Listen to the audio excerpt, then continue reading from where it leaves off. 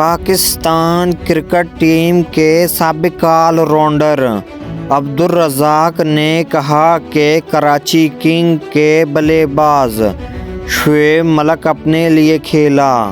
نجی T V channel سے گفتگو کرتے ہوئے انہوں نے پاکستان سپر لیگ کے نویں ایڈیشن میں گزشتہ روز ہونے والے میچ پر تبصرہ کیا۔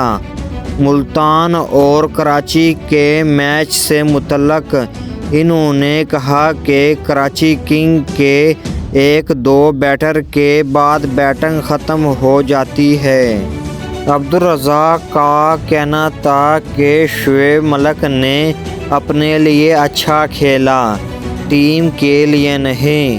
کھلاڑی وہی ہوتا ہے جو ٹیم کے لیے کھیلے۔ انہوں نے مزید کہا کہ کراچی کنگ کی بولنگ کمزور ہے۔ پشاور زلمی اور کوئٹہ گلیڈیٹر کے درمیان ہونے والے میچ سے متعلق انہوں نے کہا کہ کوئٹہ کی کپتانی سے فرق پڑا ہے۔ سرفراز احمد پچھلے 8 سالوں سے کوئٹہ کی کپتانی کر رہا تھا۔ اسپورٹس مین ہر چیز کو محسوس کرتا ہے۔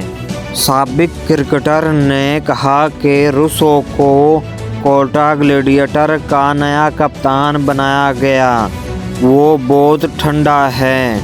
پشاور زلمی کے میچ میں بابر اعظم اور سائم ایوب نے اپنا کام کر دیا تھا۔ بابر اعظم اچھا کھیلے، جیتا ہوا میچ ہار گئے۔